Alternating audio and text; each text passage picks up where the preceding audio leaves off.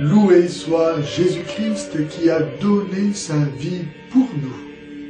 Sa grâce et sa paix soient avec vous. Jésus n'a jamais cessé d'aimer, même sous la croix.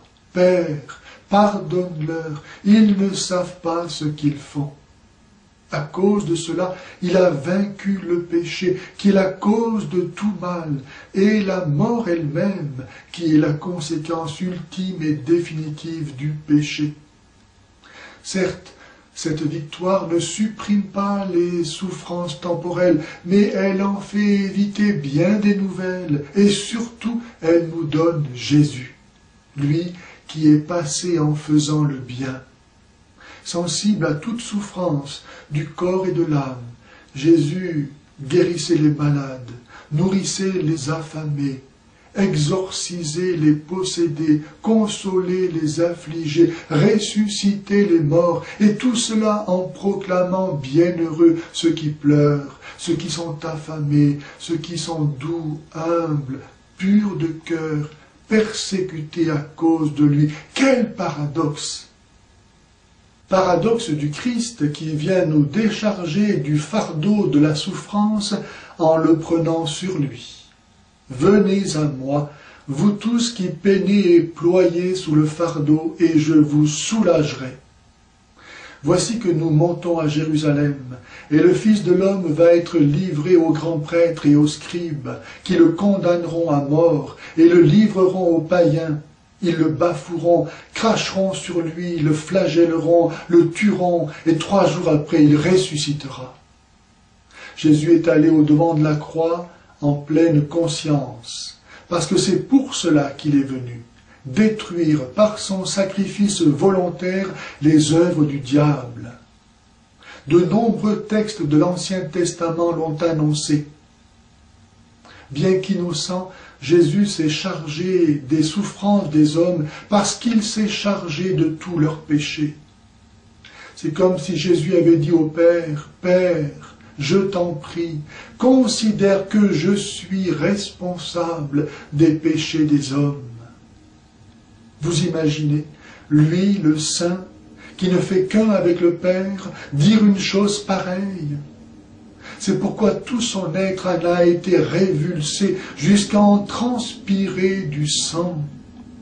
C'est pourquoi le Seigneur a fait retomber sur lui toutes nos fautes. Le Seigneur a voulu l'écraser par la souffrance. Lui qui n'avait pas connu le péché, il l'a pour nous identifié au péché. Tout le péché de l'homme, dans son étendue et sa profondeur, est devenu la véritable cause de la souffrance du Christ. La souffrance humaine a atteint dans la passion du Christ son sommet, en raison de la perfection du Christ, mais a aussi revêtu une dimension totalement nouvelle, liée à l'amour qui crée le bien, en le tirant même du mal, en le tirant au moyen de la souffrance. Si Jésus a pu effacer les péchés, c'est parce qu'il les a assumés avec un amour qui surpasse le mal de tout péché. C'est facile de dire « je t'aime » quand tout va bien. Quand vous avez de l'argent en pleine poche, des amis, vous en avez tant que vous en voulez. Mais c'est le jour où vous allez être dans la misère que vous allez voir qui sont vos vrais amis. Ce seront ceux qui prendront de la peine pour vous.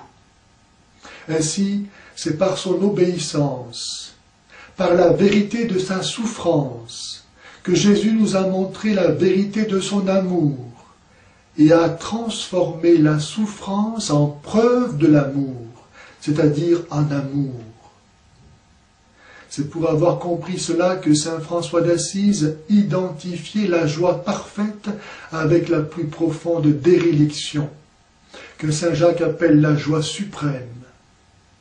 Nul ne peut être chrétien qui, à la suite de saint Paul, ne dise que jamais je ne me glorifie, sinon dans la croix de Jésus-Christ qui a fait de moi un crucifié.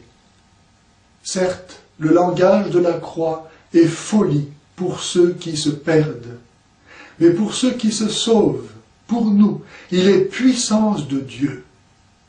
Seuls ceux qui reconnaissent en Jésus l'amour de Dieu sont aussi capables d'accepter la révélation du sens de la souffrance. Pour les autres, la souffrance n'est que l'avant-goût de l'enfer où ils vont, parce qu'ils refusent de croire à l'amour fou de Dieu pour eux, qui seul suffit. Comme le dit Benoît XVI, seul un Dieu qui nous aime, jusqu'à prendre sur lui nos blessures et nos souffrances, et surtout celles de l'innocent. Seul un tel Dieu est digne de foi.